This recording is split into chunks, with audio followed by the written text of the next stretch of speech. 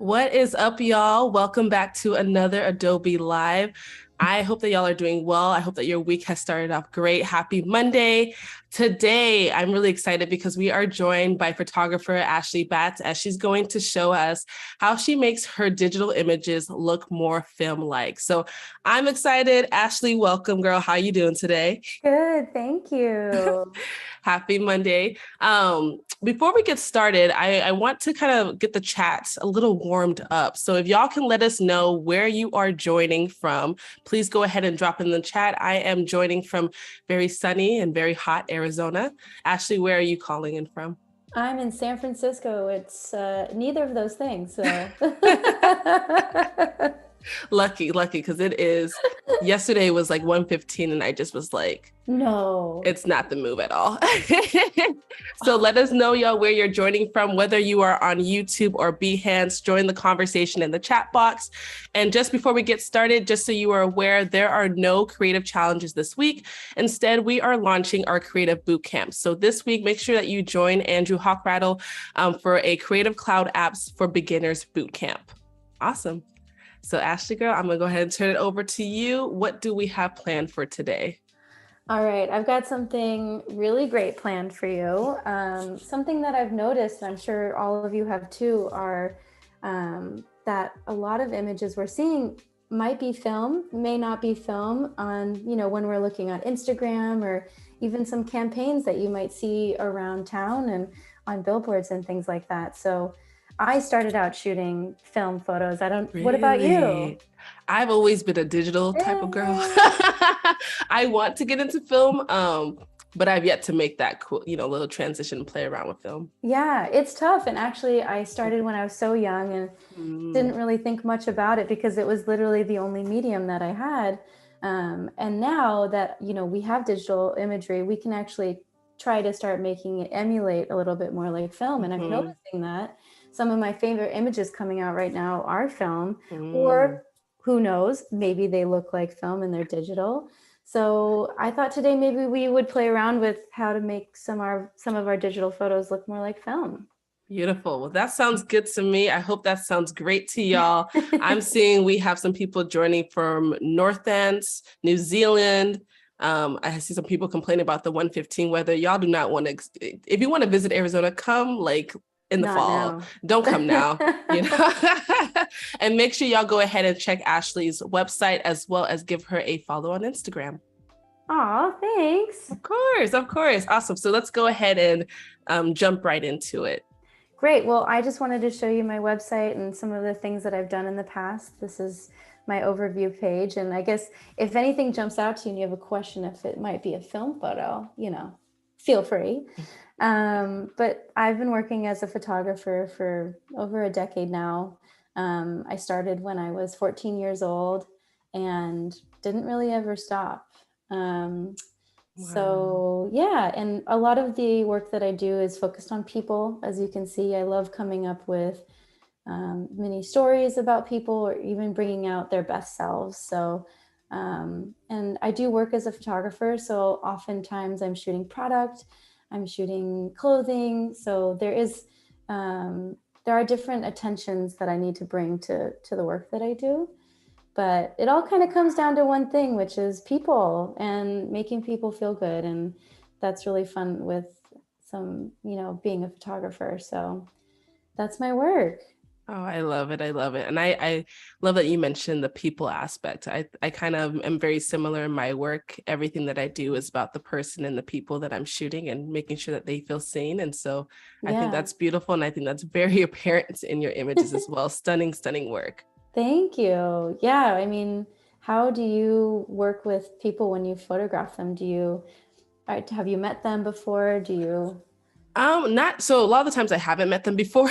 It's more so I'm really big on, I like to say I'm your biggest hype woman. So I will be the person to hype you up throughout the session. I'll show you the images throughout the session. So that way you start to feel comfortable. I think that especially people who haven't been in front of the camera, they need a little bit more of that attention and conversation, really. Yeah. I think it's just being able to connect, to have that conversation and make sure that they feel comfortable with you as the photographer. And then I think that shows up through the images. You know, I think the first like 20 minutes of the shoot is that's kind of like, oh, like trial error the first 10, 20 minutes. And then they start to really feel into it and you really see who they are start to shine through the images. Yeah, I feel the same way. I always think about my job as like being a really good dentist where someone walks out and they're like, wait, did that happen? But actually, I think that's actually a really good segue into the shoot that I'm going to show you. I pitched an editorial of my grandfather, and he's 96. And the first time I ever took his photo was of when I was 14. Took a photo of his hand holding some flowers. So I never actually took a proper portrait of him. And, you know, more than a decade later at this point, I really wanted to do a fashion editorial with him. And, you know, even though he's my grandfather, I still wanted to make him feel comfortable. So I don't know if you guys do this, but when I'm pitching, I create a deck. And this was the deck that I created when I actually pitched it to the magazine, and we got it. So my grandfather's named Pasquale. He's from Italy. He came to the United States illegally in order to find a better life for himself. And he nailed it. I mean, this guy came to New York, moved to California, worked on the Golden Gate Bridge, learned English, and he's still kicking it. So he's doing great. These are some photos of him on the Golden Gate Bridge. That's clearly me when I was born. But this guy's cool. And I wanted to do a really specific portrait moment of him.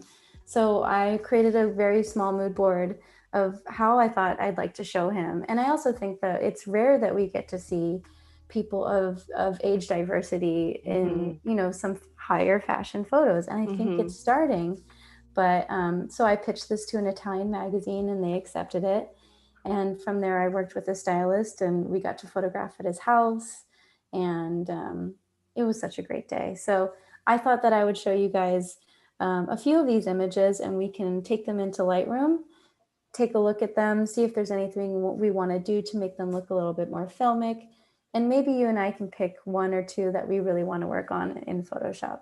Awesome. No, that sounds exciting. And it's so beautiful that you were able to pitch a project that's so personal and I don't know, that's amazing. So I'm really excited for today.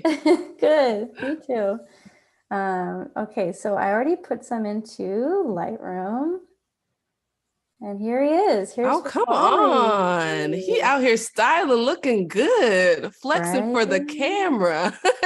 Just in some casual Fendi. No it's casual, yeah. Everyday Fendi. Yeah. Just what he had lying around in the house. Yeah, so actually, this is also something interesting to think about, but the tools that you use in your hand also can help you provide a different color space. I usually shoot on Canon, but I actually rented a Fujifilm GFX 100 for the shoot. And I've heard, and I saw it with my own eyes, that it has its interesting color space. And so this is straight out the camera, and it gave me a different color space than what I was looking used to. Yeah. So again, like there are some things that you can do before to even just set you up for better success when you're in Lightroom or Photoshop. Or it's just something to note that like, okay, well, Canon cameras run a little bit more red or magenta. What can we do on our end? And clearly, you know, Lightroom and Photoshop are so robust in those arenas that we can pretty much do anything at this point. But also for me, coming from a film backdrop, you know, it's I need a little bit of a leg up sometimes. So, you know. I like that you mentioned the colors though, because I shoot primarily Canon. But I have some friends that do shoot Fuji, and I'd have like a Fuji, I think it's the X100V, like the small compact. And the colors are just, even just looking at this image, the colors are just so rich and stunning. And so I'm really excited to see how we can transform it and what that'll look like. But it is interesting to kind of keep in mind different cameras, their color profiles, and things of that nature when you're going into, shooting, and what you might do in post as well. Absolutely. And so I know that you're interested in film, but may not know all that much about it. So that's exciting to talk about this. But essentially, as a digital photographer wanting to emulate film, I think it's really important to look at what the film stocks are and what their color profiles are. So I had a few in mind that we could think about. And I also think it comes down to personal preference as well. And that's also the beauty of digital photography, is like, maybe you want it to look like Portra 400, but maybe you don't think it actually looks good. So why don't you just do it as you see fit? But I think that the main thing when thinking about how to make your digital image look like film, it really comes down to a couple of things. And I would say it's color, contrast, highlights, and texture. So first of all, film, the way that it handles highlights are way different than the way that a digital camera handles highlights. So highlights have a bit more gradation in terms of film, if that makes any sense. And same with shadows. There's just a lot more width that you can see in the image. So not only when I made these images, I tried to light them in a way that would set me up for success when editing them.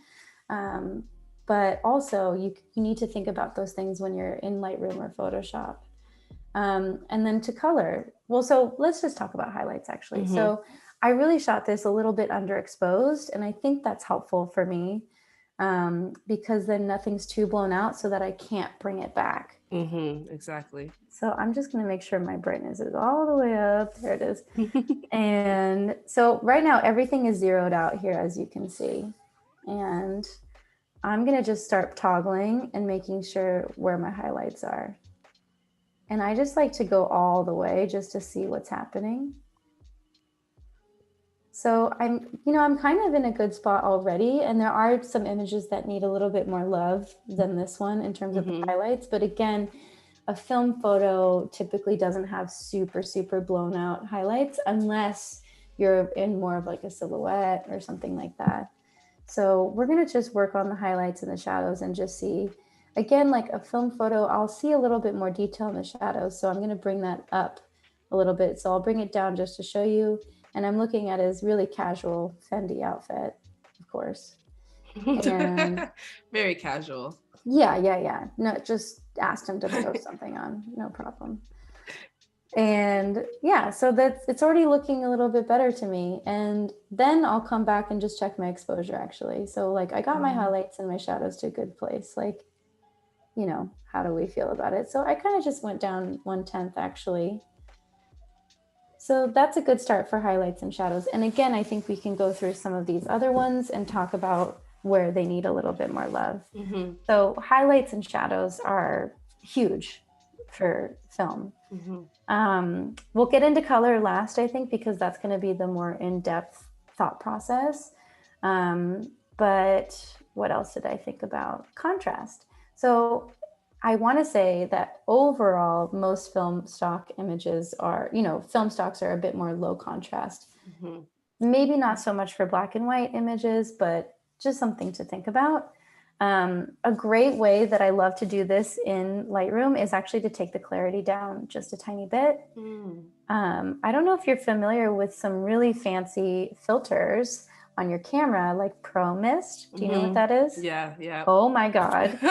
So this is a cheaper Pro Mist because Pro Mist is very expensive. Yeah.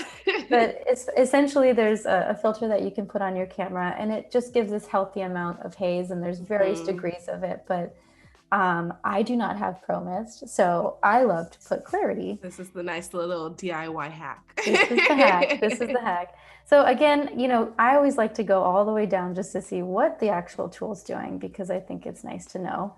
And then you can bring it back up. But essentially a film photo, in my opinion, is less contrasty and has a little less clarity. So it's not necessarily blurry, but you know, there's this like, it's almost like a movie that's shot in film at 24 frames a second. There's this healthy amount of, you know, it's not super real, like a reality TV show, you know, like those are shot with like different types of thoughts in mind. So, and then I'll bring the contrast down as well and see. But it's already kind of looking more like film as we go. I don't know. What do you think? I agree. I think that I like how you kind of group everything, or you kind of plan out what you're doing one by one. And I also really like how you're taking the slider back and forth to really see and understand what you're doing. But I just like how you're breaking it up, like understanding what highlights and shadows, contrast look like in film, so that way you can really work to emulate it here. And then going back and forth to really see what the change really looks like. So I think it's already starting to look like film, and the colors and everything still look so beautiful. Oh my goodness, I love it so far. That's great. And I don't know if I mentioned this, but I use both Lightroom and Photoshop in both of my process, because I love to do a batch edit on my images in Lightroom. And I know that there's a lot more you can do in Lightroom than I actually do. But for me, it's a good way to see the blanket, you know, overhead view of what I've done, and then take them into Photoshop. Even if I do this, you know, this 3 times over in, you know, a raw image here and in Photoshop, I still think this helps me just kind of understand where I can take an image. And depending on how you feel more comfortable about which program, I think it's nice to just kind of use the two. Oh, I absolutely agree. I use the two in my workflow as well. If I'm doing like larger projects, like I don't shoot weddings no more, but when I was shooting weddings, I would use Lightroom for that all the way, just because of the batch editing, how easy it was. But you just sometimes you have those couple of images that you just want to go wild with and kind of go into fantasy land with Photoshop. So I always encourage people to utilize both programs to see, you know, how can you test the limits with both of them and see what you can do and how you can be creative. So I'm definitely a fan of utilizing both. Awesome. I'm so glad. Yeah, I started out shooting weddings. That's so fun. Ooh, girl. I know. It's the gateway. That's what I say. It's the gateway. But yeah, I think Lightroom's great for this sort of thing too. It's just it's a good visual tool to see like where you can take something. So, and then, you know, we can keep going with like our blacks and our whites in terms of this tone curve area. I love playing with this as well. Like, and again, like, I feel like there's just no wrong answers. And the more that you play with these things, the more that you understand what your eye likes, and it ends up being your own. So, but with the, you know, just knowing that a film photo has lower contrast, less clarity, and then the highlights and the shadows are brought in a bit. So we can talk about that. So if you wanted to keep going, we can just take our highlight slider and see what's going on here. It's not a lot, but it's going to be impactful if I start bringing these things back in, I think, and just making sure that like I'm holding true to what my original intent was. Yes. And again, like I think shadows come up in a film image. And you can also do this in your tone curves within color spaces as well. So we can always think about that. And now I think we should talk about color. Yay! Oh my gosh. Oh, color. Oh. So this is actually a good refresher for me. So I actually went in and did some research on actual color profiles of film.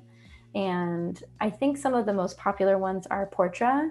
There's Portra 160, 400, and 800 that I think are the most popular.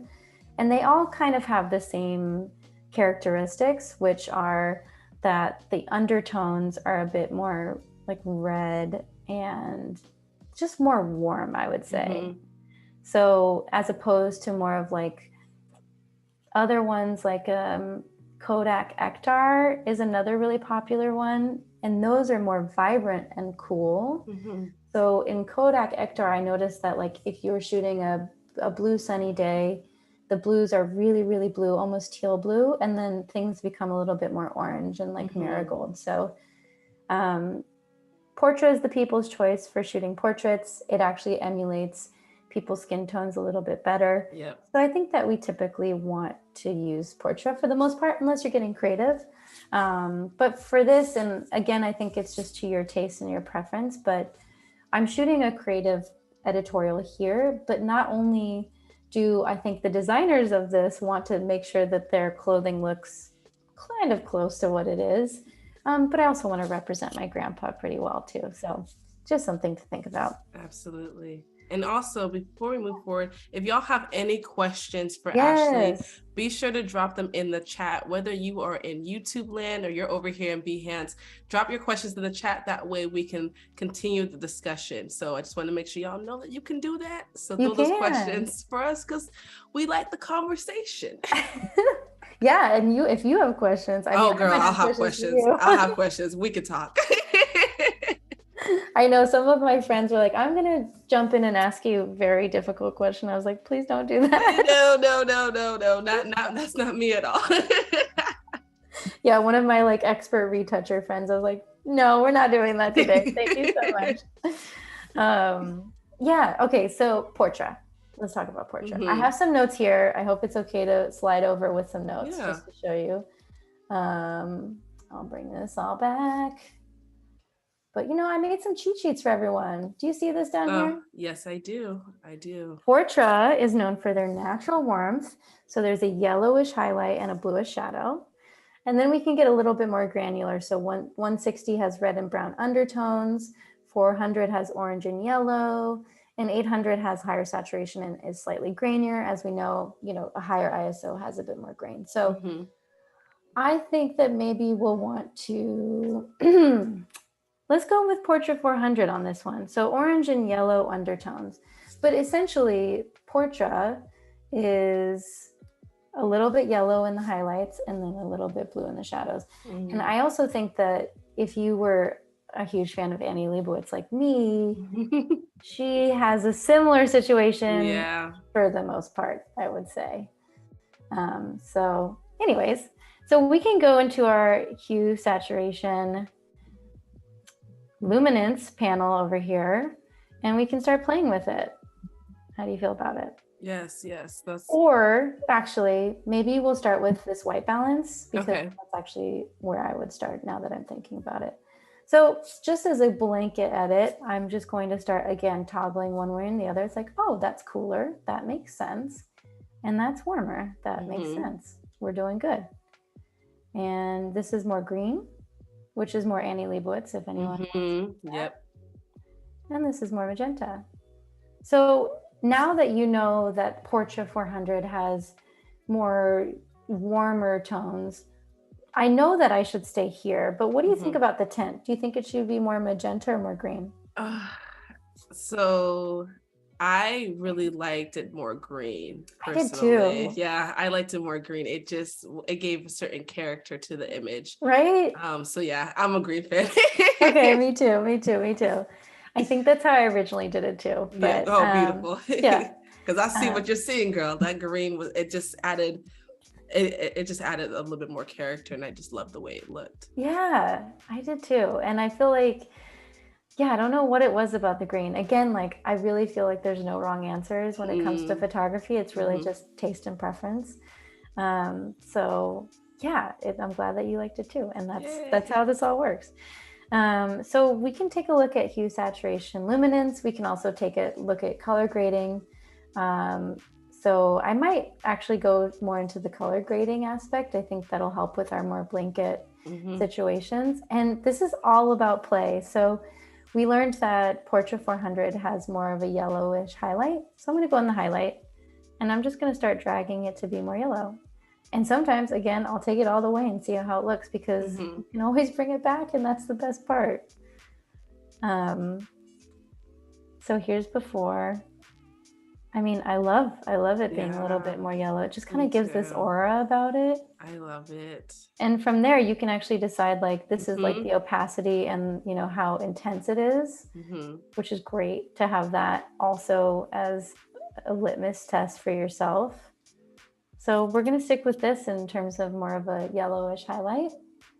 And then the shadows for Portra 400 are a bit more blue. And I think when shadows are more blue, you actually see a little bit more detail as well, Yeah. which is also indicative of a film photo, in my opinion. So I'm just starting to bring the blue in. It's really affecting like the Fendi outfit the most, which is cool.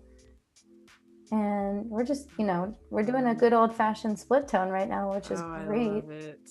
Again, playing with how intense that action is. I love it. That's looking so good. I love to use those color wheels. Whenever I'm I tend to go back and forth between either color grading and either Lightroom or Photoshop. There's obviously different tools that you can utilize, but I love these color wheels because they're just so easy to use.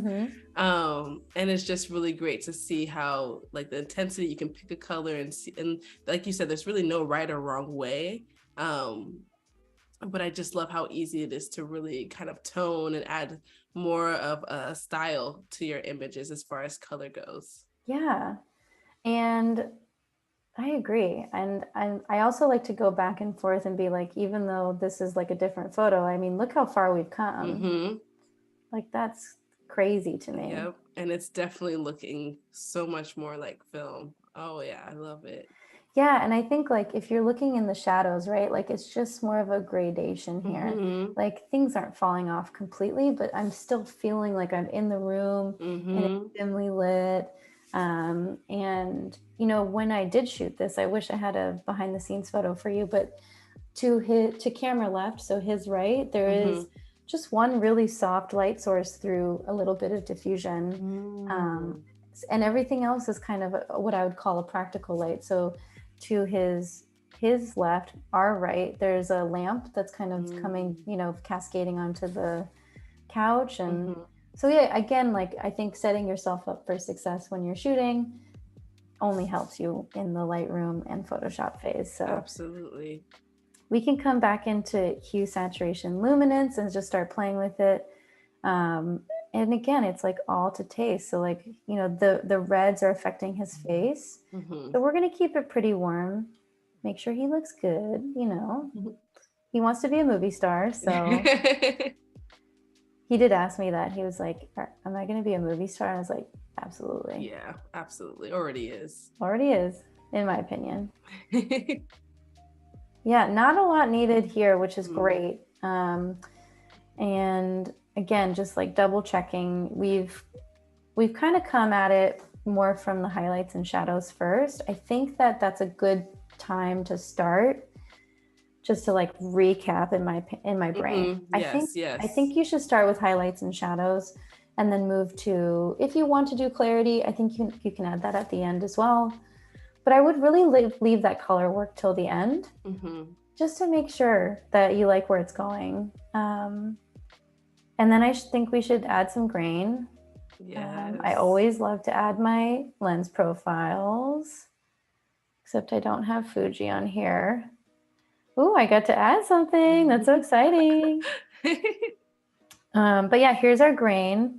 And I did take some notes. I think what's funny is I was reading a lot about how other people like to emulate film, just to kind of double check that what I was doing made a whole bunch of sense.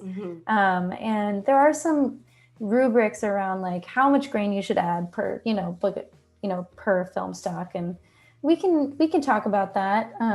But I thought I had it here. Yes. Well, so I found that Portra 800 had grain that was like 45 in terms of size and, amount 45, size 40, roughness 15, which is, indicative of a Lightroom situation. But again, I think it's really up to you and your personal preference. I think ISO 400 film doesn't really need a lot. And we can just keep playing with it and zoom in a bit, see how that's looking. But again, I think talking about a film photo, it really comes down to some texture. Absolutely. And that's probably my favorite part. I love to see the texture. Well, color and texture are probably my two favorite parts when it comes to looking at film images and seeing just how it really just comes to life, and you feel like it feels more tangible. I don't know if that makes sense, but it feels a lot more tangible. Absolutely. So how do we feel? Is this a good? Oh, it's beautiful. I love it. How do y'all feel about it? I love it. Can we see the before and after again of this image? Yes. I wish I knew the hot tool for that, actually. I think there's like if you go down to where next to soft proofing, like either click on that YY, it should put the before and after next to each other. There you go. Love you for that. A little tip. Oh, that is beautiful. That is so beautiful. I mean, actually, look at even the couch, right? Like the couch feels a little bit more tangible. It feels like you're there. Exactly. I think we took a lot of the we did take a lot of the contrast out. I feel like it's really looking more like a film photo. That's crazy. It is, and like all of the detail in his pants, even like the wrinkles and everything. It's just so beautiful. The color of his skin. I absolutely love. And I love how you still like maintained, you didn't change any of the colors too much. So I feel like you still, especially from the style aspect of like a stylist and wanting the clothes to come up as they truly are. I don't think you did too much there either. And so it's just so beautiful. Yay. Well, we're going to do my favorite thing, which is grab all of these and do a little batch edit. I love that. Yes. It's so exciting. We're going to sync everything. And there we go. And, oh wait, can I make it go away now? Yeah, click on the, that one. Yeah, there you go. Oh my God, I learned something new. I love it. So we're just going to check through now, and it takes a little while to render just because the files are so big from a Fuji. How big are they? They're insane. They're just too big. Someone wants to drop that info into the chat. Yeah, it's just too big. When I was shooting to my computer, the computer was like, hold on for dear life. So, you know what I'm noticing is that maybe I went up in exposure a bit on some of these when I was shooting. So I'm just going to kind of bring them down even more. I want to keep that like moody aspect. What do you think? I agree. And this is just, this is just me eyeballing. There's a definite way that I think we could keep it consistent. But my goal for an editorial is really to have one image per look. So, you only need to pick one, which we're going to need to. So I'm going to need your help. Nice and moody, nice and moody, nice and moody. That's great. He's like in mid-conversation here, which is awesome. All right, let's go to the kitchen. We're in the kitchen. Yes. So clearly a typical outfit for him. Just something small, just throw it on for lunch, Yeah. So when I was thinking about this editorial, I was really trying to replicate some images in my head that I've seen over and over again since I was a kid. So, sitting in the living room talking, this is a very normal view for me. Sitting across from each other at the table. He actually made these spaghetti and clams for us, which was great. And we had an idea for the outfit, but it really was this tank top. But the stylist was like, this isn't enough styling. So then she added this necklace, which is like, not normal, but he was such a champ and was like, let's do it. So pretty cool. I love the perspective of this image. Like you just said, like it gives that feeling of, and I'm excited to see what the final image looks like, but it gives that feeling of you sitting at the table with him, with being able to see your plate. And it just the angle that it was shot at is really beautiful as well. Yeah, I know it's more personal for me, but I hope that it does bring some sort of brings you into the family life that I've had for so many years. Absolutely. So I think the first thing, and I don't know if you noticed this, is that the highlights are just screaming in the back. So I don't actually know if they can be brought back a ton. And I should have thought about that when I was shooting it, if I wanted it to be a little bit more film. But we can see, I mean, it's Fuji GFX, has a lot of bandwidth. I mean, it's kind of doing it. I'm not Mhm. mad at it. Not mad at all. I think we're going to take it down a lot. The thought process when I was shooting this, if this is helpful, is that was going to be one of my main sources of light. I love a backlit photo.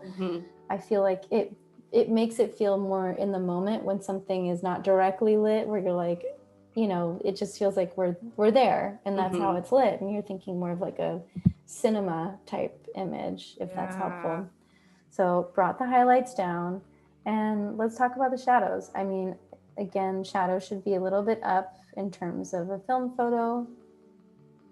I'm already seeing that there's some blue undertones. I don't know. I'm seeing that as well. Which is nice. I'm going to keep bringing these up actually and just seeing where it's taking us. So at some point, I feel like it kind of makes the image look a little weird. So it's nice to just bring it back until you feel like it's the right place. Very nice. And let's just check our blacks on this one, because I think there's some heavier colors in here. So again, highlights and shadows, so important for a film photo. And then let's talk about contrast. So love my DIY Pro Mist. Again, love to bring it all the way down just to see what it's actually affecting. I think the one call out is, you know, he has some really heavy set wrinkles, not even close for a 96-year-old, gotta be honest, amazing. But I think adding some clarity when it's too much, you can tell that it's not good for, you know, his skin. It's like, I want to see what he actually looks like too. Agreed. Did you say he's 96? Yeah. I know. That's a blessing. And the skin is giving for it. It's amazing. I'm like, no Photoshop needed for him. His Not skin. at all. My God. And, you know, just to like keep playing, I love a tone curve. We love a tone curve. Yes, we do. I feel like you can just kind of, the best thing about Lightroom is that you can use the same tool in different ways, and it'll start to affect it a little bit better. And so what's great is you can see what that tone curve is actually doing, which is so nice. When also, if you're trying to learn Photoshop and you're not quite sure what it's doing, this is a good way to see that I can use this slider, and much like a curve in Photoshop, so that it's not so scary, you know? Yep. Perfect. So just playing around, tone curve, looking good so far. Let's talk about color. So do you want to stick with the same idea of like a yellowish highlight and a blue shadow? I can go either way. Yeah. Let's stick to it. Okay. Yeah. Just in case. Let's what happens if we did our shadows more red? Just so we see. So we just see it. Just so you see it. Oh, wow. Or, you know, this is a different look. This is already filmic right here, right? Yes. I actually really love that kind of, what was it, like a teal? Yeah. Yeah, that was beautiful. I also think that there are some ways that you can make it look like it was really underexposed, and sometimes it really is in the color space. So this actually makes it feel like I underexposed this and it was really dark in there. So again, like, I think you can make up a storyline that makes sense for you and kind of run with it, and just make sure that it's consistent so that when you put all of the images together, it feels like one story. So I'm just going to bring those shadows to a little bit of blue. And we're going to do our highlights at more of like a yellow. And again, it's like affecting, what is it affecting? And then the shadows, what is it affecting? I'm going to bring that up quite a bit, actually. Let's do our fancy before and after. Yes. Oh my God. Look at that. Oh, that's nice. Beautiful. That's really beautiful. That's really good. I feel like the thing that I'm missing is maybe some of this warmth back here. Agreed. So maybe we can affect it a little bit more in this, you know, these are all more global. I know that there's ways to use brushes and things like that, but I usually typically use that more in Photoshop, and we'll see that. So I just figured this would be more of like a blanket look at an image. So just bringing a little bit more orange into play, I think would be nice. Let's check it out. Very nice. Oh, beautiful. How fun. I think that, you know, maybe I want like a little bit more of dynamic to it still. And again, these are just like fine tuning, and then I'm going to do it all over again in Photoshop because I love that. It's just so nice to like spend the time, really. There's a time when you don't, and there's time when you do. Exactly. And I think for your grandfather, you're going to spend the time. You want to spend the time, absolutely. All right, we'll do my favorite thing. We're going to sync those. Yes. And again, you can choose what to sync and what not to sync. I typically do everything except for a crop. What about, do you do that same thing? Yeah, I technically do everything as well, and I synchronize or kind of do my batch editing in the same exact way. Either that or I'll like Control C and then like click and then Control V, but either way, that's the same thing that I do there. So I'm noticing that these came out a little bit more warm. Oh, I love that image. Where the one talking before? To me? Yeah, talking to you. Yeah. Yeah, that's how he always talks to me like that. Oh gosh. Yeah, I think that maybe I lost a little bit of blue, and you know what might have happened is I was shooting and someone changed something when we were lighting it, and I just want to make it a little bit more consistent. So we're just going to make sure the blues are blue, the highlights are highlights, you know, and it doesn't have to be perfect for now. But and there's also a comment, maybe we can go back and show in that first image. Richard said that, you know, maybe it's his eyes, but they're not able to see the change with the oranges. So I think we were trying to add a little bit of the warmth in the back. So maybe we can call that out a little bit more for it to kind of see what that did. Yeah, so it's more of a global, but it really, when I'm working on this orange saturation, it looks like it is affecting a little bit more of that back more than anything. And we can go in with our spot brushes and things like that and really go into it, I think. But this is more of like a more global effect, color grade that I think, you know, I'm looking here right behind him in the oven. And I'm noticing that I think it's really just the blues that are taking over a little bit here, which is great. And I'm seeing even like, if you look here, I'm seeing a lot more definition or just more clarity here, which is awesome. And I think that if you wanted to take it into Photoshop and add more warmth there, we totally can. So yeah, I think that's a good call out. Love. Very light touch there. So yeah, let's just take a look through. These ended up being a little bit warmer, and we can address that in Photoshop if one of these is our final choice. I definitely love this one where he's, you know. That's the one yep. So cute. All right, let's go outside. He has a really good green thumb. And these are called elephant lemons. And they're not really used for anything. You can't really eat them. They've got like the thickest like pith essentially. But he's got his Celine top on, and we're gonna hang out. Just casually outside picking, you know, like not a big deal. Yeah. Just in my Celine top. Look at this guy. I love this image. Look at this guy. Oh wow. So this is already giving me Annie Leibovitz. I don't know about you. No, it is. Hope she's not watching. She's like, oh no. Oh no, you don't. But I am noticing that's a bit contrasty, and I think the main thing is that the black shirt, the black pants are just so dark that it's immediate that it's not a film photo. So we're gonna play with that. We're gonna bring our highlights down. And I think when I brought the highlights down, I don't know about you, but it felt like just more golden hour, which was nice. It does. And then I'm bringing up the shadows and just seeing what's happening here. And again, like toggling back and forth and seeing is so helpful as a visual person.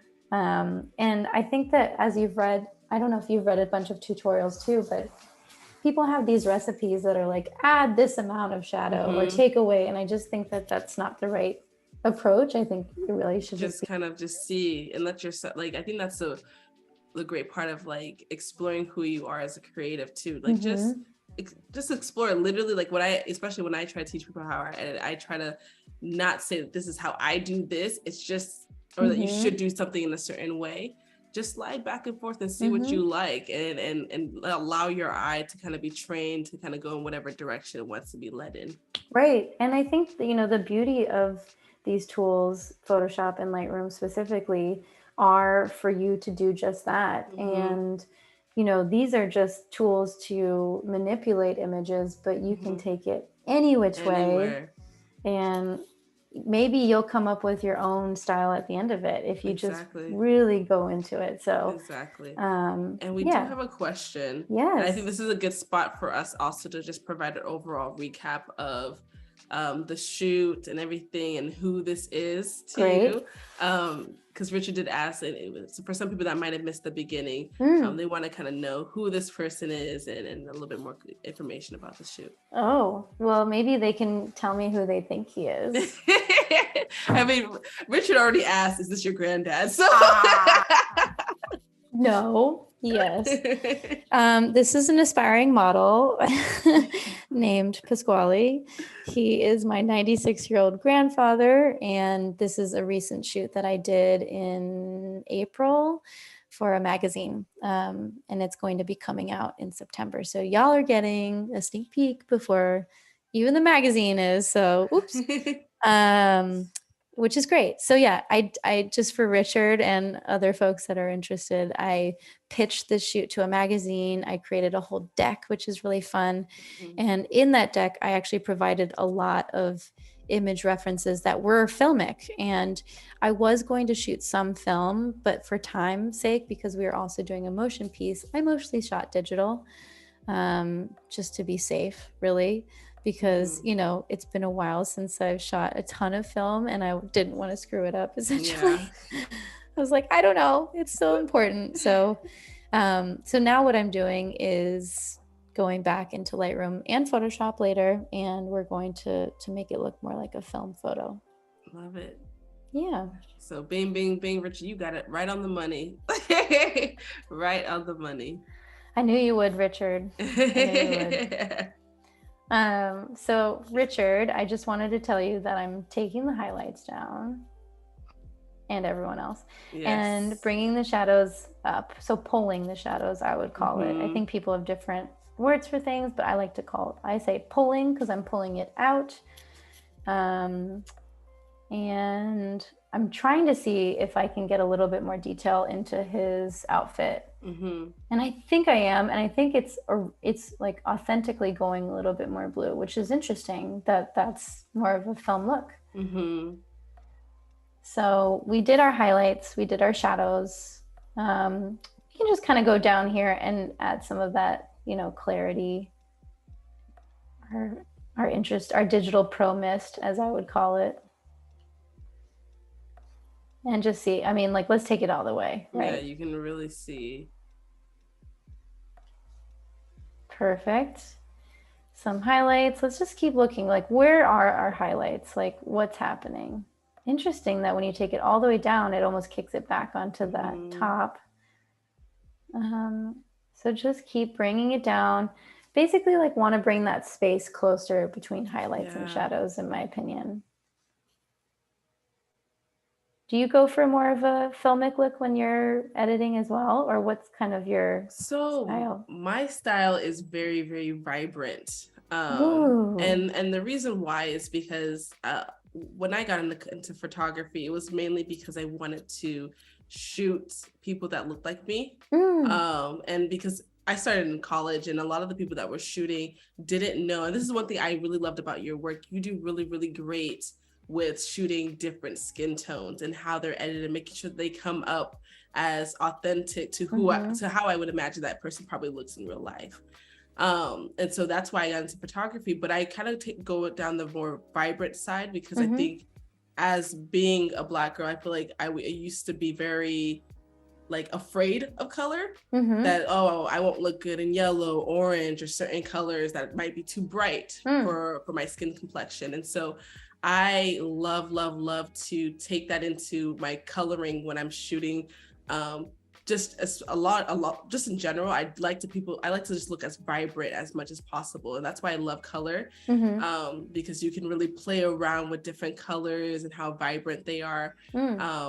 But I'm really loving this style of shooting, of editing that you're doing, because it's more like, it's not as vibrant, but I guess it's just more film-like. And so I think I'm kind of interested in playing around with that and seeing what that looks like more. So I'm definitely making some mental notes of how I can play around with color and kind of get more of this style. But that's usually what I do, is try to, I might put myself in front of different colors and just see how I can really bring everything together and make it feel really vibrant and rich, essentially.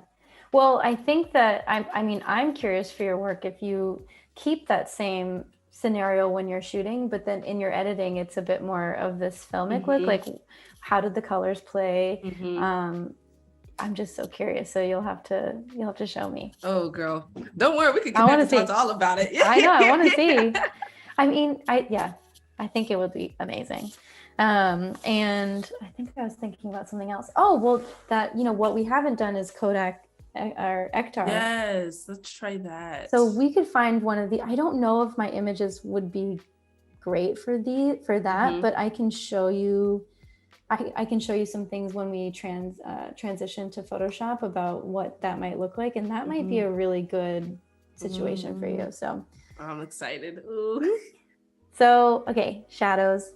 We're going to go into the more blue tones, and I think really pulling it on this one is important.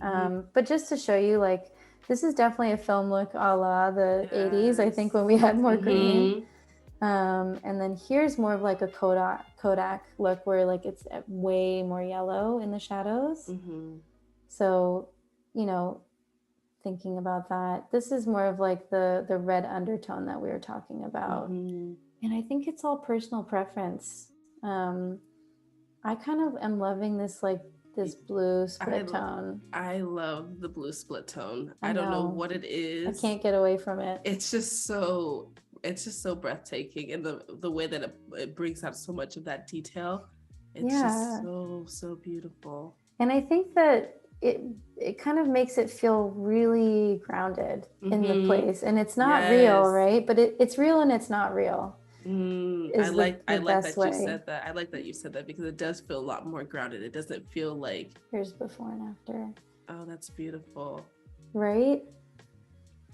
Yeah, it does feel like it's like a time and a place, and it makes you stop a little bit and think about it. So I love that. I think it's looking really good. And there are so many ways that we can go about it. This is just the way that you and I are gravitating towards, which is a great feeling. Let's see, any sort of hue changes? How do we feel? Maybe like the yellow of the oranges. I'm just curious, right? Let's see what that looks like. So this is going to be more of like a warm, and this is also affecting his skin tone. So I think it needs to be very light, whatever we do decide. I'm going to keep it a little bit more yellow. And then make sure his skin tone doesn't go too orange either. Yeah, that's feeling good.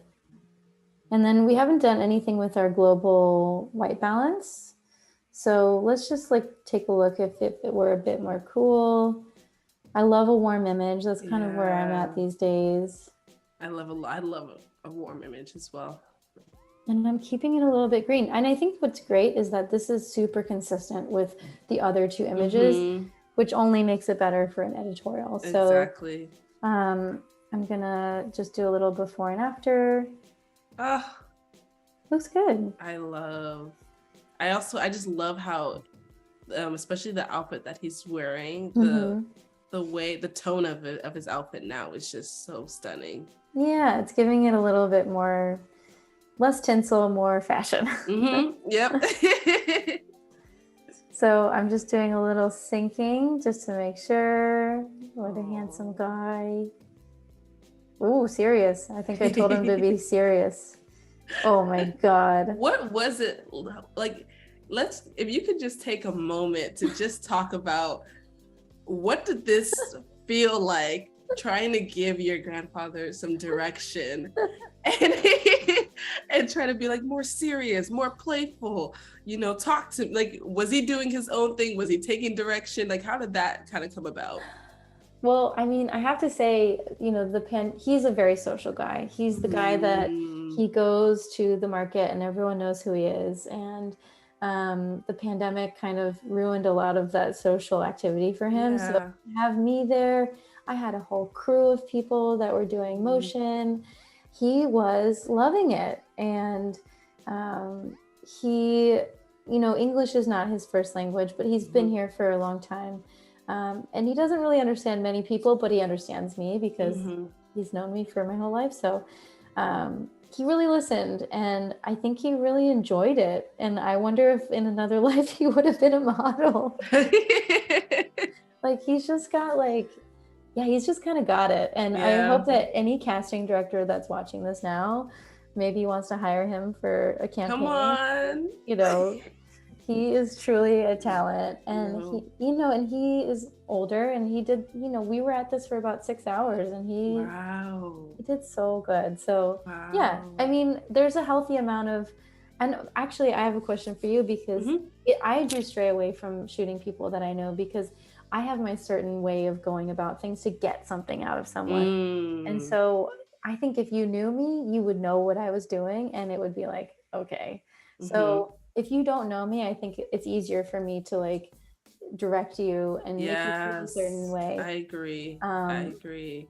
But so I think this was a good challenge for me, because this is obviously someone I know very well, and I've always been afraid to shoot, people that are in my family, and I'm not, but I think there's just another level of how, do you shoot people that you do know really well, and what's that like? Yeah, so I think that a lot of my, if you go through my website, a lot of the people that are there are people that I know. And there's just something special with being able to, I came into photography because you get to capture moments that will last literally beyond my own lifetime.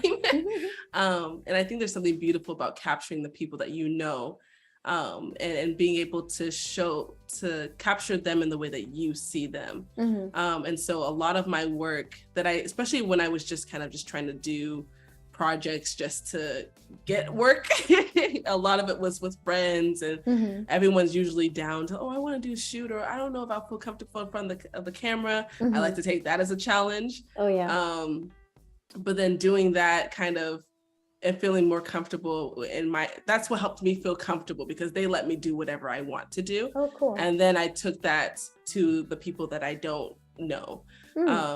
So I kind of do what you do, but in the opposite. I love it. But it's just something, I love this concept, because this is obviously a very intimate moment between you and your grandfather, but it's just so beautiful for you to see how you see him. And so that's just absolutely beautiful, and to be able to be vulnerable enough to share this with the rest of the world, and that whenever it comes out in the magazine, even here on Adobe Live, it's just it pulls up my heartstrings, girl. Thank you. That's so great. Yes. And then Richard also said, I think Richard, he out here joining the conversation. He said, if I have to shoot people, I'd rather know them. Being on the spectrum makes it difficult for me to interface with people in person. And so I love that as well, because, there's a level of comfort too. Yeah, I agree with that. And I think that's great. And it also gives you that chance to try some new tools with talking with people you already know, and just testing the waters. I think that's the best. Yeah. That's the best. I just wanted to be like a commercial photographer from day one. I love that. Because I'm in a place now where I'm wanting to make that transition. Everything's very local, and everything's very personal with my fans, families, etc. Shooting events for people that I know, shooting the I don't like to do weddings, but I'll do the engagement photos for all of my friends when they go, because I just like to be able to be the one that captured that, and to if there's a skill that I have, then I can offer it to the people that I love. But now making the transition, it's also wanting to make the transition to more of a commercial world. It's being comfortable with really anybody, and being able to connect with them quickly, especially. Quickly. The answer is quickly. Well, if you met my grandfather, he would connect with you very quickly. He'd be like, okay, let's hang out. What are you doing? Ooh, these are beautiful. So actually, this is really cool. This is a little behind the scenes. So, we were here shooting, and what actually was right behind him was this really large black piece of cloth called duvetine.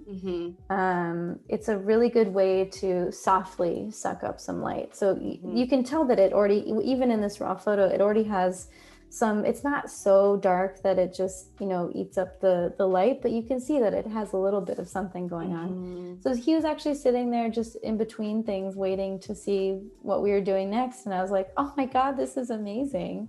So we didn't have a full outfit for him. So he's wearing his slides and his socks, and it's amazing. Oh, I love it. So same thing. I think this one is really going to lend itself to more of that blue yellow split tone. But again, I think just for fun, we should try some things. The highlights are looking pretty good, but you can really tell that dropping that down a lot is really interesting. And then we're going to pull the shadows, because as we know, a good film photo has some good pulled shadows. And again, as I'm doing it, you can see it's naturally wanting to go a bit more blue, which is awesome. It's like, oh, I'm seeing it in real time. I know that Portra tends to have a blue undertone and a yellow highlight. Oh my God, it's already doing it. I love it. It's already naturally moving in that way. So great. Visual people. And so I'm just, again, toggling with this highlight, toggling with this light, pulling up the darks and the shadows. And let's just take a quick look. I mean, that's already looking like it, right? And I just, like you said, that blue is really starting to come through. Yeah. And it already looks like film. Oh, that's beautiful. So good. And let's just double check our white balance is doing what we want it to do. This is more Annie Leibovitz if we go more blue with some green. So there's that option. I'm gonna leave this up to you on this one. Here's more warm, and we'll still leave it green. What do you think? Go back to the warm, go back to the warm. Let me see that one more time. This was cool. Yeah. I feel like it's cool. I think it's cool too. Yeah. Something around there. And it's not, but I've only gone -8 on both. Yeah, it's not too much, but it's it's just enough. Yeah, it's just enough. And we haven't done this yet, but maybe a tone curve in the blues and the yellows just to really drive things home. And we're going to do this in Photoshop, but basically I'm just pulling the shadows into more blue and the highlights more into yellow, just to see. That's not bad. I think it's a little heavy-handed, but again, I think when it's a tutorial, sometimes it's nice to just go for it. Yeah, just go for it. Yeah, I would say the best is just very, very minute changes. Oh, this is beautiful. And even Richard said I think I usually prefer cooler images. And you said do you navigate more towards warmer images? Is that what you mentioned before, correct? Yeah, I do. I think that I'm starting to make the transition to a cool... I want to make the transition as well, because there's something about cool images that are just more, the style of it all is just so beautiful, and so it strikes me a bit more. Yeah. But I'm comfortable in warm. That's my thing.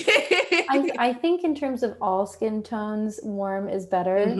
And when you will make the transition to your big campaign shoots, warmer is typically better on skin tones, like I said. And if you're shooting a lot of skin, you don't want it to look like there's some, something off or something like that. So there's a healthy balance of, making something creative and then also having, like, I would call it product clarity, whether it's on the person themselves or their clothing or whatever it is you're trying to talk about. So I'm still trying to figure out that space where it's most comfortable. But my favorite photographers, and I'm sure yours are too, probably have less of a regard for, you know, of the reality of things. So I need a little bit of that too. Same. So perfect. Let's go into some of our, let's just hit home our color grading and play around. So we did a tone curve. So what I like to do is just like rotate around this small circle and just see what's going on. And we already gave the shadows quite a bit. So I think that I don't need to do much in this color grading area, except for just make sure that it's still blue. And then the highlights, make sure that it's still yellow. I just love how I'm really excited to try to take some of these tips and see what it looks like in my work, because I just love how you were able to just really grade the whole image without even touching the color wheel, and just, oh, it's so beautiful. Thank you. Well, I think we're gonna just add some grain. Yes. Finish it up with some grain. And let's check. Yep. Loving it. Loving it. All right, let's copy paste. Sync that. Yeah, before that's and beautiful. after. Before and after. And these are not cropped either, so we can always go into some more creative cropping and talk about how to make it look like more like film. Oh, I love this image. That's so great. This is beautiful. Oh, so good. Awesome. 12 out of 10. So we got 2 more looks. How do we feel? Good? Yes, I'm feeling good. Are y'all feeling good? Because this is I've been smiling the whole time. My cheeks are starting to hurt. Oh my God. So this photo, every time I leave for, many years, he always makes me roll down the window, and we end up having another 10 to 15 minute conversation. So we just put him in a really casual Celine leather jacket and his own hat, where he's from. He's from Naples. And this is what we do. This is literally I love this so much. Burned into my brain. Oh my goodness. It's so, I had as soon as you clicked on this image, my eyes started to well up a little bit.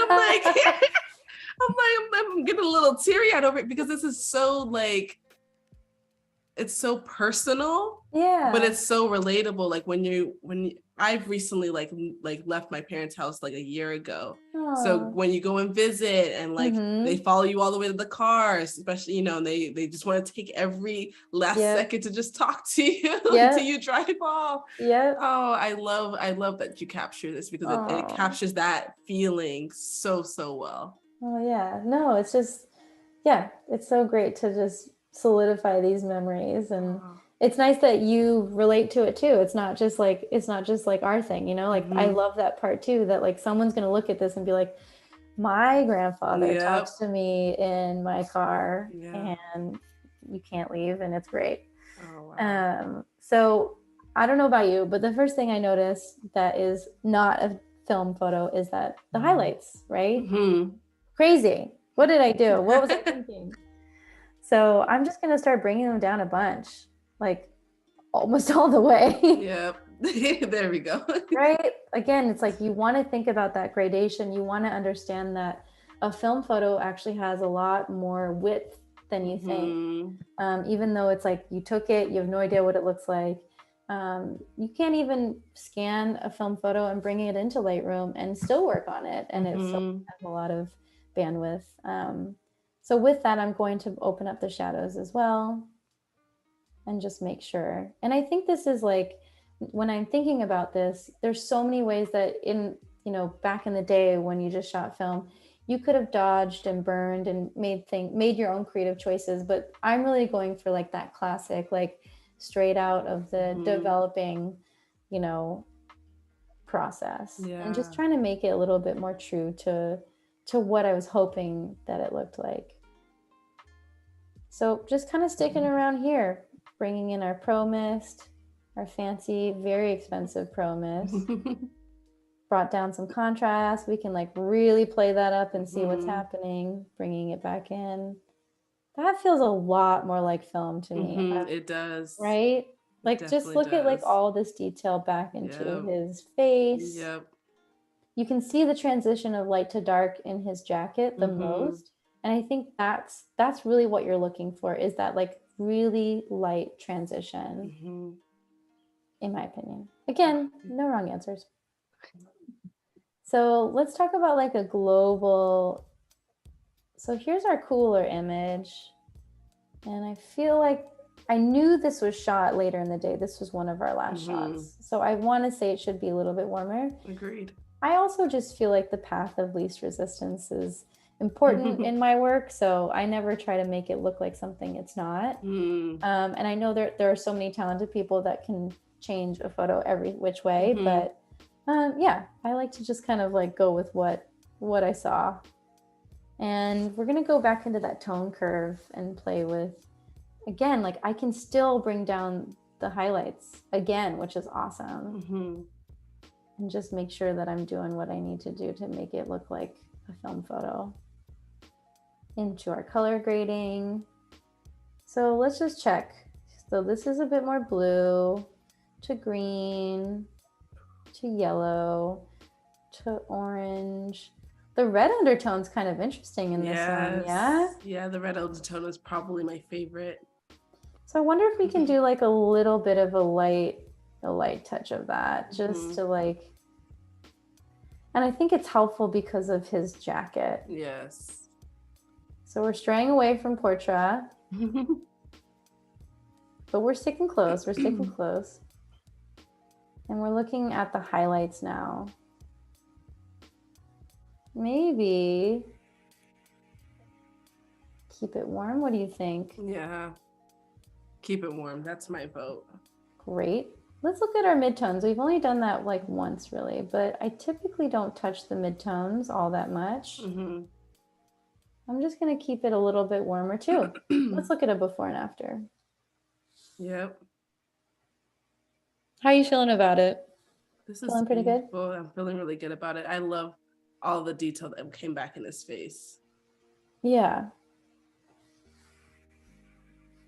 Perfect. Okay. I'm liking it too. Let's add some grain because one of our things is texture. I stay in the like 30s to 40s in terms of amount, and then you can play with size. And that's, you know, it's hard to see here, but it does add that level of texture. Here's our next one. You can see it kind of populating when it's rendering. Great. And here's our last look. This is him closing the gate, which is when I back up. He is wearing Balenciaga sneakers. Wow. Just need everyone to know. Of course, my dad was like, wait, can I have those? And I was like, no. So this is shot at the end of the day, lights going down. The thing that I'm noticing is I feel like the shadows need the most love. Like I don't want it to go like too dark here. I think that'll tell everyone what's really happening, which is that this is a digital photo. And I think when I use contrast, I actually love bringing it down because it also affects the shadows. Like it kind of just helps that idea that there's a smooth transition from highlights to shadows.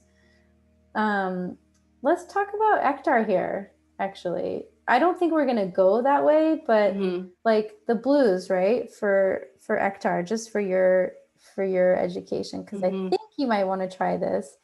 The blues are more teal in Ektar, like this. And I think that's like everything's just more vibrant. So you can like really play up the vibrance, less so the saturation, but more so the vibrance when you're playing with those things. And it's like definitely a warmer image. And you need to keep like really playing up the blue. This is probably where I would easily navigate to first. Yeah. And like actually it really helps those Balenciagas. Oh, it's funny. I love that. I'm gonna leave it a little bit.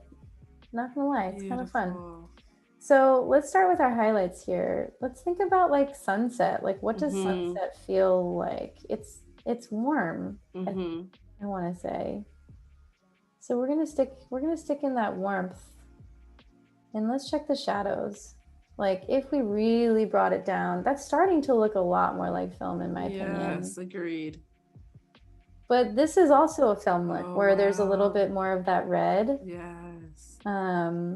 So we can always take it there. And again, for me particularly, I'm more into like a moody photo. And it's just my flavor. Doesn't have to be yours. I think my favorite thing about learning from others is you take what you want and you leave what you don't. Exactly. You leave it and you're like, that's not how I would do it. And that's great. I love that. And we're just doing this one a little quickly because I want to get into Photoshop. Yeah. And I want to show you some film versus digital photos and as a little palette cleanser. Let's just do a little before and after. I love that. It's working. I think something else to consider, not for every photo, if I can find it very quickly, is a vignette. You know, some images have, you know, you can always like bring in a little bit of a vignette. And what I'm doing is a reverse vignette. And the goal is to like keep opening up those shadows that are on the outside. It's very slight. It's the tiniest amount. And it also helps hopefully draw your eye to, you know, to the centerpiece, which is my grandfather. So I'm just going to copy paste and we're just going to check them out. Looking good. Beautiful.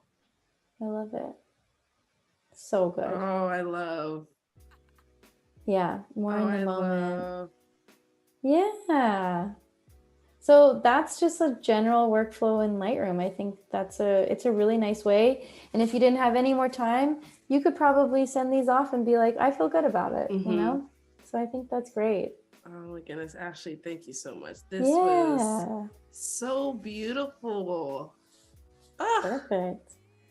So do you want to look at some digital versus film images? Let's clean our palette. We'll come back. And then move into Photoshop. So I pulled some fun film photos for you that I've done in the past. Hopefully they pop up. Here we go. What's a good way to show you these?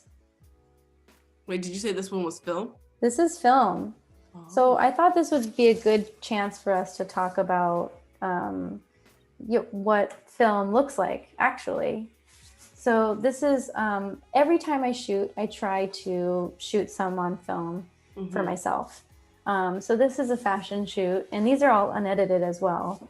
But this is of a model named Tia, and all the light is coming from the back, except for some, you know, I put some major white V-flats right behind me. So that's to take the light from the back and then push it back onto her. So what are you seeing in terms of like maybe the color or the texture or the contrast? Like what kind of tells you that this is a film photo, in your opinion? See, I didn't think it was film. Yay! That's so interesting. Yeah, I didn't think it was film at all. I think the way that I can tell is the texture. And I think that we can do this in a digital space now. But you're right, this didn't really particularly feel too much. Because of the color. The color didn't feel, it didn't feel film-like for me. So I was just like, that's why I said, wait, this is a film? You're like, wait, what? But skin tone wise, I think also maybe a good, a good indicator there. Here's some film. This looks like, this does feel like film. Yeah, this is a musician. His band name is Toro y Moi. And I think what I can tell the most is a couple of things, and maybe you can agree, but like even just the fall off. The fall off is exactly what I felt. His neck is here. Definitely texture. Like this is just a scanned image. There isn't any treatment on it. But yeah, there's some really good fall off. And I think that's where we take that clarity down. Mm-hmm. And then the color space, like it's definitely warm and cool at the same time, I think. Mm-hmm. Agreed. Here's another film photo. You know, it's just like there's an interest in the color space that I think is hard to really emulate sometimes, but I think with a lot of good Photoshop knowledge, you can pretty much do anything. Mm-hmm. And I'm trying to show you a wide range of skin tones as well, just to see how film handles. But yeah, this is, you know, natural light. What kind of film was this all shot on? I think I mostly stick to Portra 400. Okay. The reason is I'm not ever really sure where I'm going to be and what I'm doing. So I typically have that on hand, and it usually works. And you just have to accommodate. So, you know, this was on a set where I was using lights. And so I had to find a new way to work or use the lights if I wanted to have that same look. And this is outside. Wow. And again, I think what you can see is actually like, this didn't turn into crazy shadow, even though you can tell how high the sun was, you know? Wow, this is stunning. Yeah. And then I wanted to show you some of my digital work that I wanted to make look like film. So this is my friend Melissa, and I think this is a really great example of what we've been doing, which is like a really warm image with some blue undertones. This is my friend Bree, where I added a lot of texture. You can see the grain from here, essentially. Yes, you can see that. Again, my friend Melissa, this is what I was hoping to show you more of, like that Kodak gold. So it's like really warm, but then there's some interesting, cool aspects to it. We didn't talk anything about black and white, but I think it's a really fun place to try some things out. And then this was a campaign image for a clothing brand. So again, it was like, how do I make it feel like film without, you know, changing the colors of the clothing too much? You know, they still need to sell it at the end of the day. So, but I think what you notice is like, I really pulled the shadows here, and it was a really bright day. Yeah. Oh, I love. So stunning. And then I just wanted to pull some like images that I love. They're not mine, but I think these are really good. Like the more you train your eye looking at what you like and what you don't like, you can take that into your shooting and your editing. So I don't know if these are film. And I think, you know, if there's anything that stands out to you, this is where I think I'm transitioning to a cooler image. Yeah. I just love this feeling of where this person is. And I don't know, there's just something about it that makes it feel otherworldly, but still in this world, you know? Agreed. This is where the clarity comes into play. Again, I don't know if this is a film photo or not, but they really dialed down the clarity. And I think they also added this reverse vignette that we just did. Yes, you can see that it as well. You can definitely see that. Here's that fall off that we're talking about with my photo. And I think there are many ways you can use blur in Photoshop to achieve the same thing. But this feels like a film photo to me, like a medium format. This is more of like a color space where I think like you see how like orange and gold the skin tones are and how green the greens are. Love it. Oh, beautiful. And I pulled this for you, Ektar. I think. Oh, I love, yeah, that vibrancy. But I feel like, you know, you can see this gradation, this really beautiful gradation. The gradient is so beautiful, and her skin looks so beautiful and warm as well. Right, and you can tell like the sun's right overhead, you know? So anyways. Oh, I love. I hope y'all enjoyed that comparison. I have been talking, girl, I've been talking about, oh, I'm gonna try to do film. I think a nice transition for me is to try some of these techniques editing wise, and then start to, because I have 2 film cameras. I just have not touched them. Oh my gosh. So you're really inspiring me to play around and just kind of see what other looks and feels I can get, because I just love how tangible these images feel, how you kind of feel pulled into the situation scenario. And I think that's the one thing I love about film in general. Yeah. So I love how you're able to just do that digitally or do that in your editing essentially. Yeah, I'm excited for you to play around and send me when you work on Oh, it. girl, I will. So Don't excited. worry. Okay, And good. I will. And y'all make sure to play around as well. If you are like me and more so a digital photographer who's a little bit afraid of film, this is a nice transition. Yeah. And being able to explore, all the different mediums and ways that you can bring an image to life. I agree. So with our last, 30 minutes or so, I wanted to show you, I already have this already set up and we can talk through it. And then maybe if there's time, we can do one more. Perfect. But I think that there's just different thought processes around how to use Lightroom versus Photoshop. For me in Photoshop, it's like I can spend more time, I can make layers, I can go back. And I think, everyone has their own ways of doing things, but it's really nice for me to take that time in Photoshop. So I pulled this one image just to play around, and I wanted to talk through what I think we should do. And what I always do, I don't know about you, but I always start with a cleanup layer. So I just essentially copied and made a new layer. Nothing has changed except for it's just a copy. And just for the sake of it, I'm just going to clean up a little bit. And just see. So with all of your vibrant colors in the way that you shoot, what is your Photoshop experience like? Are you really just pushing the colors a little bit more, do you like contrast? What's your favorite? I probably am just pushing the colors a bit more, and I just like to excuse me, I like to just play around and see what I can get. So in Photoshop, I really love Selective Color. That is my go-to. Me and Selective Color are like this. We best friends, we girls, I love Selective Color because you can just really, opposed to what you were doing in Lightroom, where everything was more general and kind of impacted the whole image.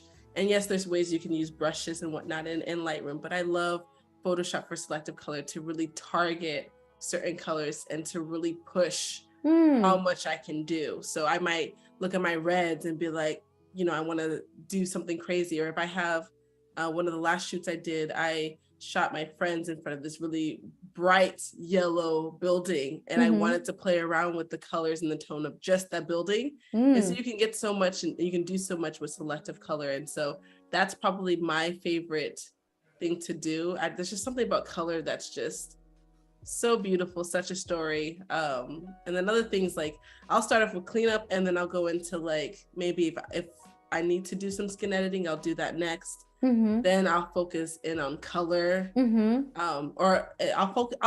And let me preface this as well. Beforehand, I already did anything, like any kind of correction I wanted to do with my brightness, contrast. I would have done that already in Lightroom before I sent the image over to Photoshop. Right. So by the time I get in Photoshop, it's just clean up, skin, and play with as much color as I can. I love that.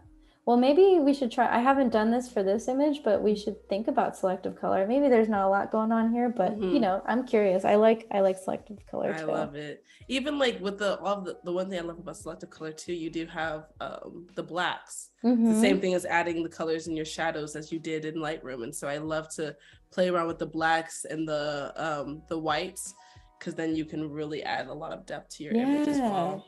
Oh, cool. Okay, let's do that. Well, before I forget, something that's also indicative of a film photo is the crop. A good medium format ratio is a 4:5.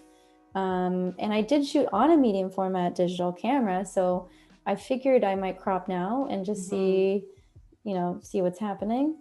I didn't really want all of the like top part of the black flag that I had, so anyways, just a little, like, another little magic tool is like, just use the crop, make it feel more like film. Yes. So when we think about blacks and whites in Photoshop, I think of it as more of like a curves layer. There's so many more ways to do that in levels and exposure. There's so many ways to go about it, but again, this is how I would do it. So I made a curve layer. Let me just show it to you. Where did it go? Got to move some things around here. So here's my curve layer. Why am I not seeing it? I don't know. I don't know either. I'm so confused. Let me just see if I have it open here too, just in case. Have it open in multiple places just in case. Huh. Does anybody know where we can pull back up the curve layer? Or the... you're looking for that box that'll show up with... Yeah, it's usually here, so it's just kind of funny that it's not showing up. Here we go. Oh, there we go. Okay. All right, we're back. Thank you. Okay, so highlights and shadows. So a good way to do that is to create a new curve layer. So I basically went down here. There's so many ways to do it, but I went curves, added a curve, and then I changed my blending mode to soft light. And a good way to start is have it be super flat. Making sure my brightness is good. And then what I did was I saw that the highlights were like screaming. So I pulled it down. And just to see, like, here's highlights, bringing them up. Here's highlights, bringing them down. Here's our shadows, bringing them down. In a film photo, we want to bring them up. And again, this is like, I didn't take anything from Lightroom. We're starting from scratch again, just in case. And so here's a little before and after. You can tell that the shadows are pulled, and then the highlights, I kind of would go a little bit more, honestly, to make it feel more like film. Great. So then what I did is I went here, I made a new curve for film, and I changed it to color blending mode here. And let's just see what I did, and we can do it again. But essentially, if you can see here, I pulled up the blues here, down in the midtones, and we can start again, just so you can see what I did. But I wanted to remember too, so that's why I kept it. So I pulled up the blues on this one here to make the shadows a little bit more warm. And everything should be so minute. I think that's like the best editing tip, is like really, really, really, really, really gentle. So we're just gonna go into here, before and after. You can see like it's bringing a little bit more warmth into his skin. So again, like in the shadows, I pulled up the blues. And then in the more highlights, midtones. And then we're just gonna check the green channel. And this is basically what we did in Lightroom, where we had that slider in the top of white balance where it's blue and yellow and green and magenta. I haven't done anything with the greens, but it's just so nice to like really gently. I think if we're going for Annie, we're gonna pull the greens up. And again, don't want him to look super different, but want to give us like a space, you know? How do we feel about that so far in terms of color? That is beautiful. Yeah, I like that a lot. It's really subtle. Before, after. That's nice. Yes, that's beautiful. So good. So again, with Photoshop, I think, you know, start with your cleanup layer like we talked about. Anything that you want to do skin related, I would start early. And then let's go into like our, you know, highlights and shadows. Make sure if you want to go for a film look, we're going to pull the highlights in, shadows come up, so that we just kind of have that gradation of light to dark a little bit different. But if you want to make it, you know, your own, you could crank up the contrast, turn it black and white. There's so many ways to do it. And then the last thing, well, second to last thing I would say is texture. So we did, you know, our color, we did our contrast and texture. So after talking to lots of people and making sure that what I was doing was correct, film photos have a lot of different kinds of texture. So we're just going to dial right in here. But as you can see here, I have 3 different kinds of noise. Mm-hmm. And the reason is, again, a film photo doesn't have one kind of grain, it has multiple. Mm-hmm. So this was kind of my solve for how to add a little bit of nuance to it so that it's not like uniform and just, you know, one thing and then you can really tell. Like a film photo just has a little bit more character. So we were able to do that. And the way that I did that, and we can turn these on after I show you one, is I'm going to make a new layer here. And then I'm going to fill it with 50% gray. And then from there, I keep having to move our zoom window. I'm going to add noise. And so this is 70% Gaussian. Okay. And as you can see, I can't see anything. Mm-hmm. But what I would try, and again, I think it's really personal preference, is I would make 3. And so the first one I made is a soft light. And then you can play with the opacity of it. Yep. So on this one, my first soft light, I made the opacity 2, just to make it super simple. Yep. So I'm just going to dump that just so we know, and we can just turn the opacity up just to see what it's doing. Mm-hmm. So I think like giving it just a little bit gives that texture, and I'm looking specifically in these highlights. Mm-hmm. So then what I did is I actually copied this same layer 2 times over, and you can do that by pulling down into the plus. Mm-hmm. And I renamed it, but I renamed it Vivid Light. And the reason is I changed the blending mode to Vivid Light. And same thing, I kept the opacity low, but we can keep going. And you can see that the different blending modes are going to affect it differently. Yep. And I think it only stands to benefit because it feels like it's opening the image up a bit and not making it super dark, which is not great for a film photo. Mm-hmm.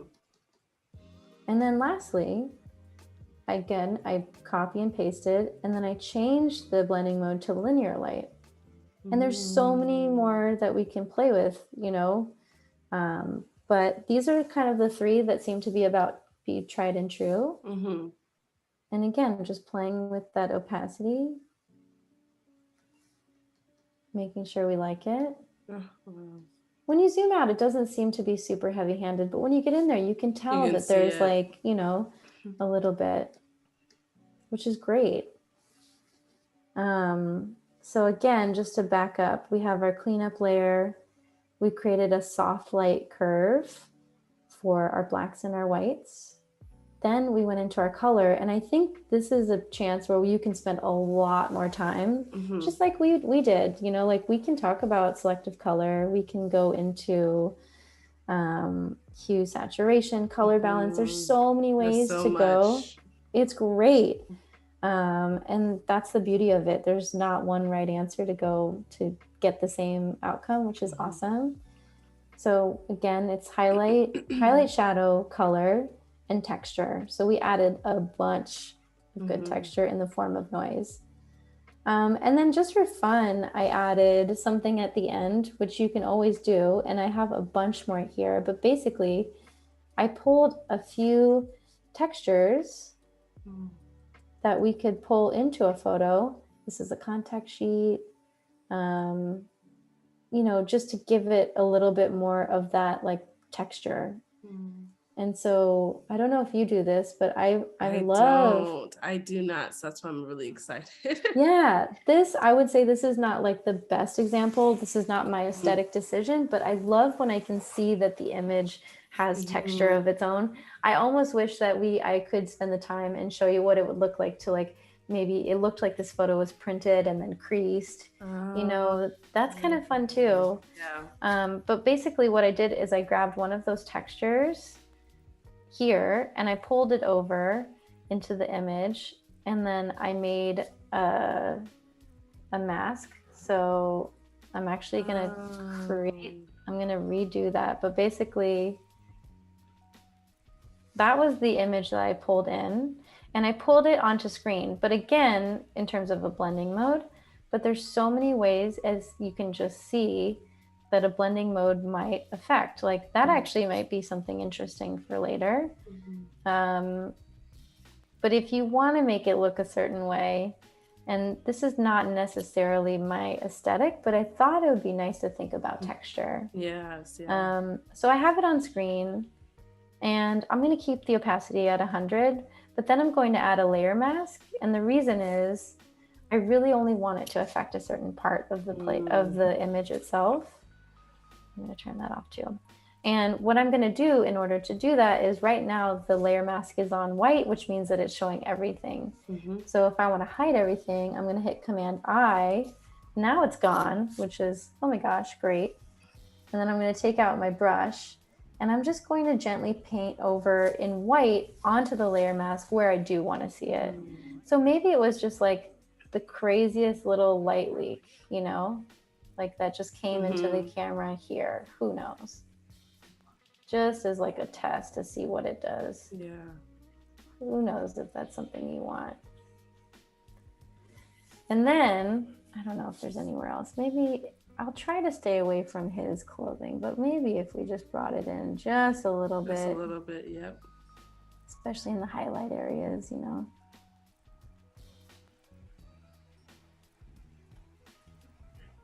Great. Let's just try this. Who knows? You never know, right? You never know. That's the fun part of it all. Yep. This was something that's new for me too, where I'm just like trying out a few more textures. So as you can see, it doesn't look amazing yet, but I think what you can do is you can create some curves and some saturation to make it feel like it's more part of the image, of the scene. Yeah. So we're going to do that here. So we're going to do a curve for the film. And as you can see, I already have it being, you know, only working with the image below. So you can see this little arrow here. Yes. So as you can see, I already did this before, but I only applied it to this film overlay. And you can look at my curve layer, but like I really burned it in. But I'm really just taking down the highlights a bunch and just seeing, like, again, I don't think this is like my final image, but just to make it look more like film, like maybe it got lost in the sun for a little bit, or, you know, who knows. But what you want to do is make sure anything that you do is going to only affect that one layer. Yes. So I just brought it down a bunch. And again, like we can play with opacity. Like it doesn't need to be this like screaming, you know, which is nice great. And subtle. Yeah, I like it more subtle. Yeah. And then same thing, I made a layer that was only going to affect what was below it, which is our screen film layer, as I'm calling it. And this is saturation. And I really brought the saturation down. So here is it like, you know, at 1, it's just enough that it doesn't change the color all that much, which is great. And in general, like, I feel like what I'm seeing is like, let's just say I do want to keep this. I think maybe I want to bring more of that warmth into the overall image, you know? Yeah. So I'm going to go back into my color curve and see what I can do. So let's just see. Who knows? Again, who knows? It's just nice to like be able to go back, try things. So by pulling down into the blue channel, I'm adding warmth. Yeah. Which is, I feel like I'm missing that. And now that I'm seeing it, I'm like, oh, I love it. Yeah, you know? exactly. You're bringing it back in. That's feeling a little bit better to me. Yeah, agreed. Right? So then it just feels like a time and a place. So let's just take a quick look at what we've done. So I'm going to pull this all out. from the beginning. Mm-hmm. Hi. And then, wow. Wow, I love. So nice. So good. Yeah, that's so beautiful. And I'm just going to recrop it because I know we opened up a new one. Yeah, I mean, that's, if I think the other thing that I'm noticing, and you know, we can do this a million ways, is I feel like in a film photo, this would be not as dark. Mm-hmm. And so we can go back into that color curve, but we can also make a new one, or sorry, we can make another curve for the highlights and shadows. And I'm just going to call this like garden shadows. And I'm going to do the same thing where I've found that if you make a soft light layer and then you make it super flat, which means that it's actually doing nothing. And then what I'm going to do is just look at this left-hand side of the image and bring those shadows up a bit. That's feeling a little bit more like film. Then I'm going to go into my layer mask and hide it. And then I'm going to paint it back with white, which means that it's going to show the work that I just did.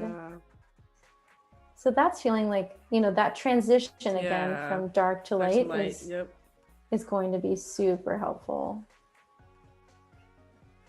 Yeah, I just really love how much you've been able to study film and you can call out certain aspects. And it's just really, it's really important because you really understand. What I can tell is that you really understand film, and so it's really great to kind of see how you called out the background. You were like, okay, you know, that's too dark. Let me go ahead and do this to kind of brighten that area up so it looks more like film. So I really like that. Yeah, and again, I have my little cheat sheet if anyone wants to if anyone wants to screenshot this. Yes, take a little screenshot, take the notes, y'all. Right so here. That way y'all know if you want to do the same thing, you guys know what you can do. So just as a little recap, this top left note here, I made a cleanup layer, which you always want to do no matter what kind of editing you're doing. And you might have multiple cleanup layers if you're going a little crazy, which I love. Then we're going to do a soft light curve for your blacks and your whites. And again, a film photo has that, like the histogram is a little bit different looking. So you want to pull the blacks up and the highlights down so that they just have that nice transition between the two. Then we're going to do a color curve for film look. So that means make a curve layer, turn the blending mode to color so that it only affects the color and not the exposure. And then play with your blue channel and probably your green channel. I typically don't touch the reds too much, but again, get in there, see what happens, decide what you like. And then we're gonna add 3 different layers of noise. And you're gonna do that by creating a new blank layer, going to edit, fill, and fill with 50% gray to add noise. And you're going to do that 3 times over. So our blending layer will hopefully be soft light, vivid, and linear. And then add film light leaks if you'd like. And then just manipulate that. So love. And can you actually, can you go back? We had a comment if we can move that bottom note up, because on the live it's like behind our heads. So how about here? Yep, there we go. And that way we can just go over, if you don't mind going over that again. Yes, absolutely. And people can take their screenshots. I know, I need these. So like, that's why I made them for everyone here, is just that it's, you know, it's a lot of information in a couple of hours. And this is a great way for you to just take a quick screenshot. And so what I did is I did some homework again after over a decade of doing this, and just making sure that I knew exactly what to tell you guys in terms of some film stocks and how to emulate them. So I think our favorite these days are Portra. So if you're shooting 160, 400, or 800, I've got some ideas here. But overall, they have a yellowish highlight and a bluish shadow. Portra 160 has red and brown undertones, really low saturation, low contrast. As I said, it's really good for portraiture and consistent results. I think even if you shot a roll of film, you'll see that there are some ebbs and flows of your image. 400 has a bit more orange and yellow undertones. And 800 has a higher saturation and is slightly grainier because it's a higher ISO.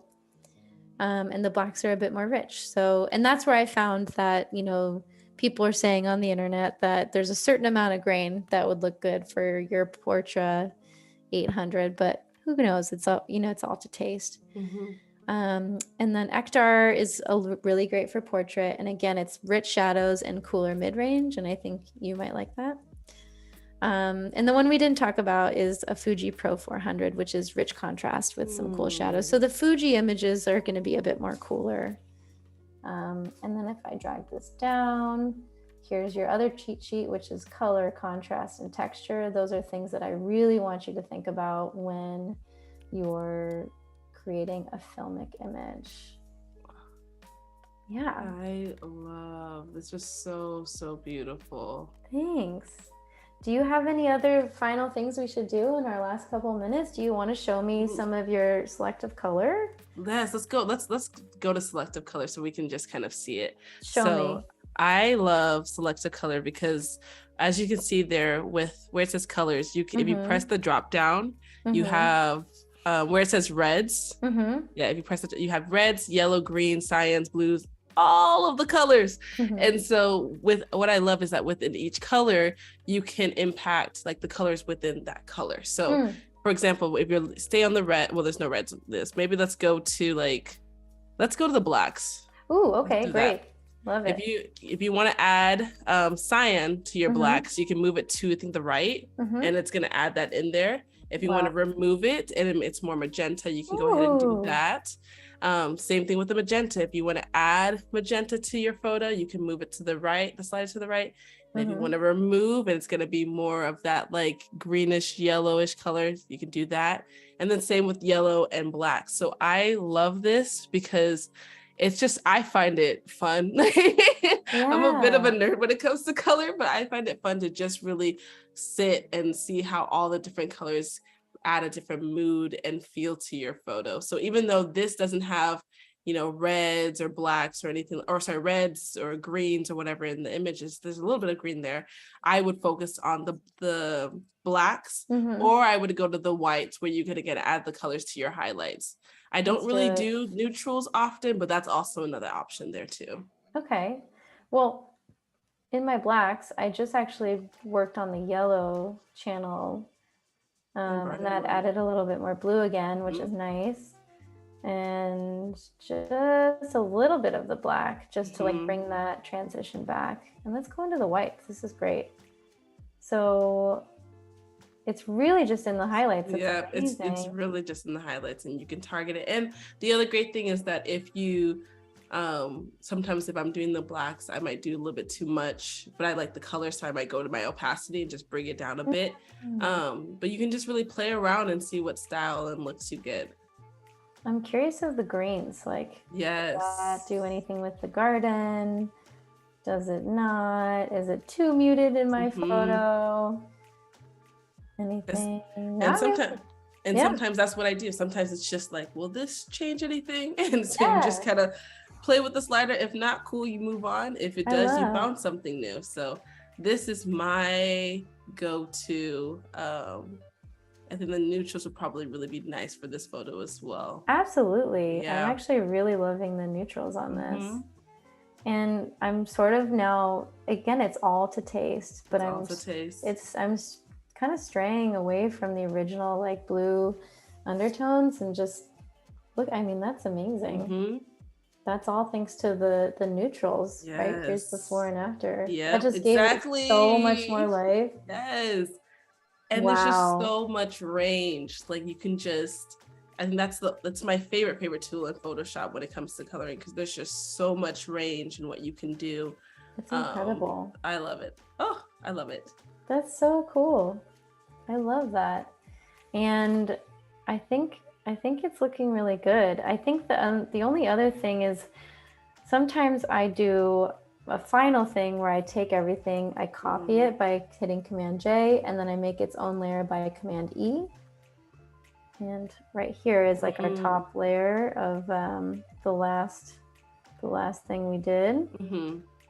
And I don't know. This is like a nice finish for the image, but I'll do a high pass filter, which actually is going to bring a little bit more sharp back to the image. And I'll show you why, but it's like the tiniest bit of texture, right? I'm going to turn that back to a soft light, and then I'm going to actually make a layer mask, invert it, and then bring back some texture in certain places, like maybe the garment needs a little bit. Yes. And again, I did that super low, or maybe like, you know, parts of the skin need just a little bit of it. Yes. And it's really just to help draw that eye back to where you want people to look. But that's just kind of like my interesting way to add some other noise or a little bit of interesting sharpening without affecting the whole image. Yeah. So it's going to be very, very subtle, but you can see the difference. Just like the tiniest bit. It just really refocuses your eye in this area, at least where I can see now, but maybe from a live standpoint, it's like, so yeah, I think it's looking good. This was amazing. I hope that y'all enjoyed it as much as I did. I'm going to be smiling for probably the rest of the day. So Ashley, thank you so much. Make sure y'all go ahead and give her a follow on Instagram. When does this come out? You said it comes out in September, correct? It does. Okay. And there's a motion aspect where we did shoot it on film. So you'll see that too. I'm excited. I cannot wait. So make sure you'll go ahead and follow Ashley so that way you can be aware of when this drops. We got a little bit of a sneak peek, which is great. And make sure upcoming, you also make sure that you join Andrew Hawkrandall and learn the basics of Adobe Illustrator, from creating a new artboard to exporting your first project. You want to make sure you come and learn the basics of Adobe Illustrator. And then immediately following the bootcamp, stick around for another week of power prompts with Cody Bear. This week's prompt is walk time for Doggist. So make sure y'all stick around. Thank you so much for joining the feed. I loved it. Ashley, thank you so much. I'm gonna be connected with you offline. Yay, good. Thank you. But I hope y'all have a wonderful day, and we'll see y'all next time. Yay. Bye. Bye.